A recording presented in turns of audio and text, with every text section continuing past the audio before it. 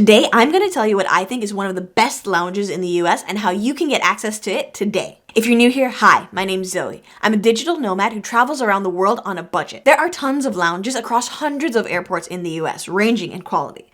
I haven't been to all of them, especially not the high-end ones, but there is one that I've come back to time and time again that for me stands out as a top-tier lounge experience that you don't need to fly first class or business to access. That is the American Airlines Admirals Lounge. In this video, I'll be sharing with you what makes an Admirals Lounge different from a regular airport lounge, who I think these lounges make sense for, and how you can gain access today. So what makes it different? Well, there are a few things that make the American Airlines Admirals Lounge experience much different than other airlines lounges.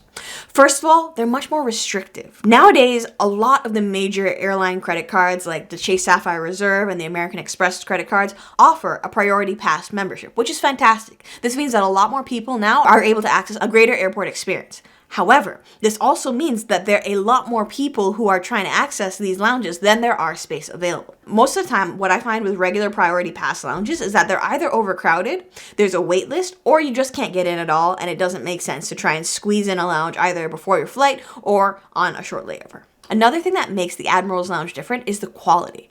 Regardless of which Admirals Lounge you go in, whether it's the one in Miami or DC or even Toronto, I find that there's a consistent quality of the food, the drinks, the service, and the amenities. Whether or not you have as large of a lounge, it depends on the airport that you're in and the number of American Airlines flights flying through every day, but I do find that there is a very high consistency of quality available across these lounges. Third thing that makes the Admirals Lounge different is that you have desk agents who can actually help you with problems.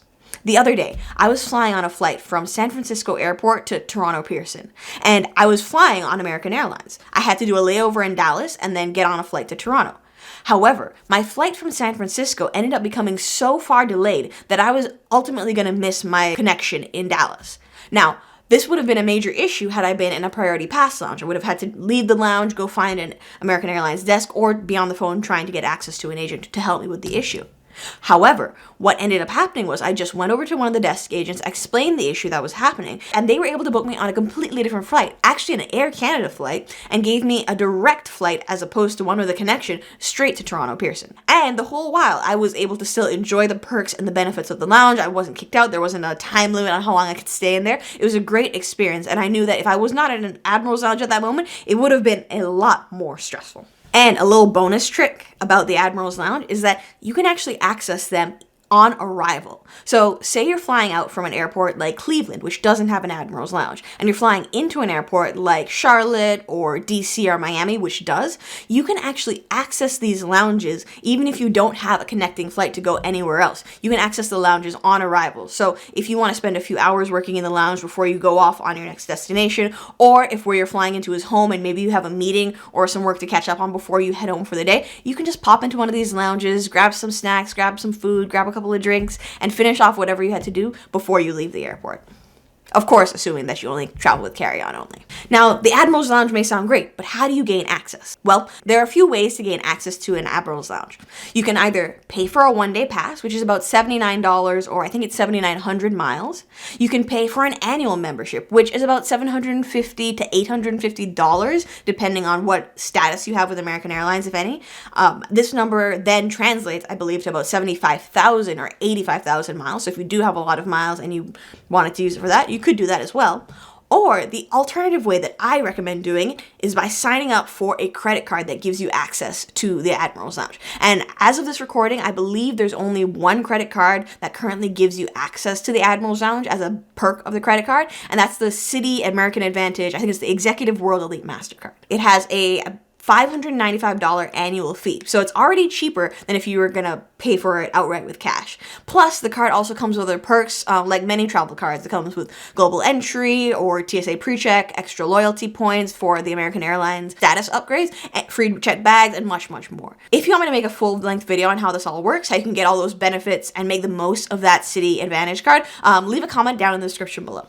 And finally, who do I think Admirals Lounges are worth it for? Well, there are two types of people who I think would benefit from accessing an Admirals Lounge. Number one are people who travel frequently and live near an American Airlines hub. So that's Miami, Charlotte, Dallas, or DC. These folks are going to get much more use out of this membership than someone who lives near, as I said, like Cleveland Airport that doesn't have an Admirals Lounge. Something I do frequently is actually go to the airport a few hours before my flight and get a ton of work done before it's time for my flight to leave. That way, I don't actually have to rush to get to the airport while I'm still at home working. I can just combine the two and not rush and be at the airport early. The second group of people who I think would really benefit from having access to an Admirals Lounge is people who pass through one of these transit hubs frequently. Having access to a nice lounge can make it easier to book a flight with a long layover, which ultimately might end up being a cheaper ticket than one that has a much tighter connection. Plus, you don't have the added stress of worrying about whether or not you're going to make your connection. If you enjoyed this video, please hit that like button below. If you want to see more content like this, feel free to subscribe. And if you want to see how I booked a business class ticket for less than $50, check out this video up here. And I'll see you guys in the next one. Bye.